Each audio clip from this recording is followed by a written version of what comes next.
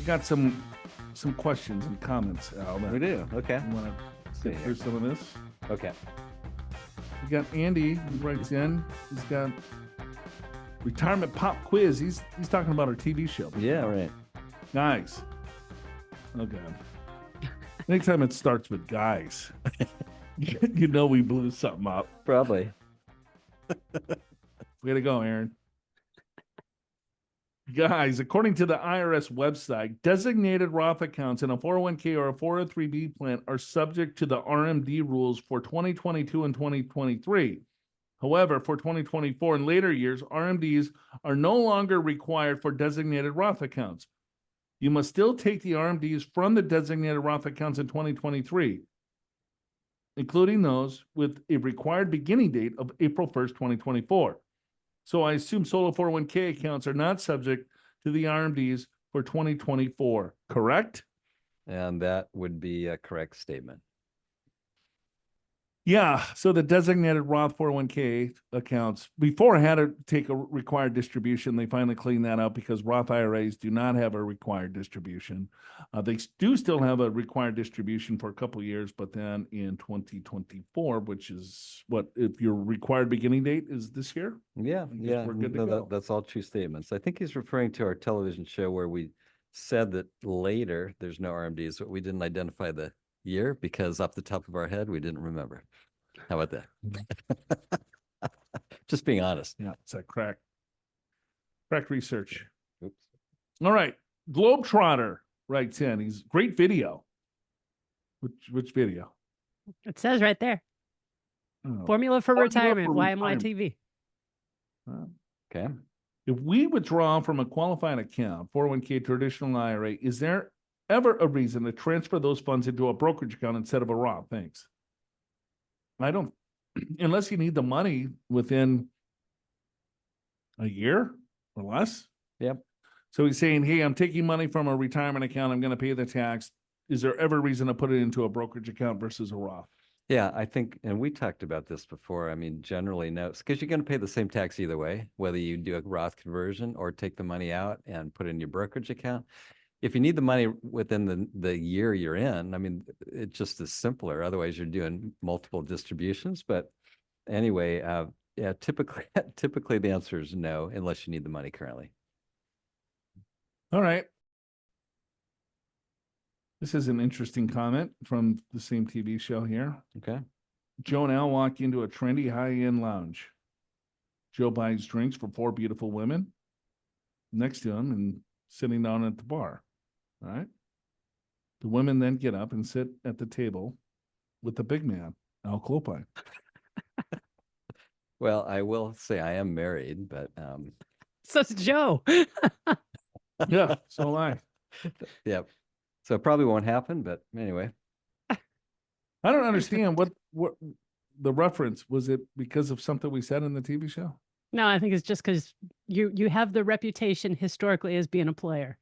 Ah, got it. He's listening to some older episodes. Apparently, yeah. All right. Okay. We got Frank. He goes, Joe and Big Al, any chance you can cover the method of deciding between 50% and 75% based on the mortality age of the beneficiary?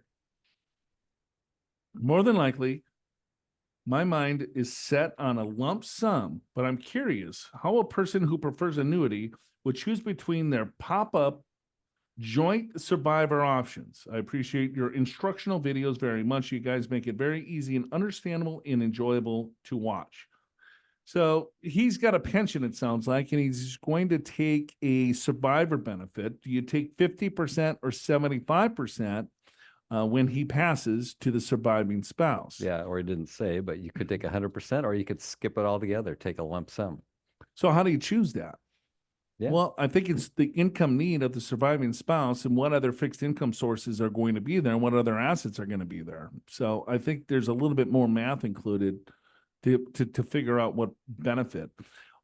Yeah. Or if he's looking at, Maybe he's saying, how do I maximize this the most if I live until life expectancy, and what's the math between a 50% and 75%? We would need to know the numbers, because Yeah. if you take 100% survivor, you're going to receive a lower benefit, right? Right. Because if you die, the spouse gets 100% of the benefit. Mhm. If you get 50%, you're going to receive more, because then the spouse gets half as much. Or and then 75. So you could do the math there to figure out, all right, well, what is the appropriate amount giving certain life expectancy, and what are their assets that you have, and see if you want to maximize, the overall pension. I will say something in my experience. Yep. Go 100%. Yeah. 100%, because you pass away, the last thing you want your spouse is pissed at you for not leaving her or him the higher amount. That's a non-financial answer, but I don't think you can go wrong with that All one. right. That's a big L life answer. All right, All and so right. this next one, you guys had answered a question about annuities, and Joe, you said that the annuity was terrible. Okay. Sure. So I and- think the confusion here is that this is in reference to a pension lump sum or annuity. Yeah, that's the same word, so it is confusing. Yeah, it is Yep. very confusing. Invictus? Invictus. All right. I'm One of our confused biggest with the annuity fans. comment. Being a Fed employee, my pension will be a lump sum or annuity. With rises with COLA, I thought the annuity would be the best way. So, yeah, my apologies. There's a commercial annuity and there's a pension annuity. Commercials, you go to a life insurance contract, or you go to a life insurance company and you buy an annuity contract.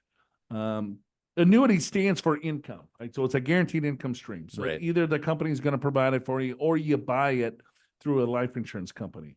So yeah, being a federal employee, if you want to get the fixed income and take the annuity, that could be the very best way. I So think in a lot of cases, it's a great way to go, because it's what the income's going to be, and someone else is managing it, and you can count on it. yep, you got a Spotify question. This is from our numbered listener on Spotify who keeps commenting in. 1-2-1-2-1-2-48-1-2-1-2-9-7. Yeah, pretty much.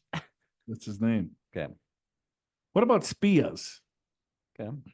Are they the best type of annuity if someone wants guaranteed lifetime income? By the way, that caller about annuities was calling all bonds high risk due to recent fluctuations, 2022, and recent low returns, 10 to 15 years.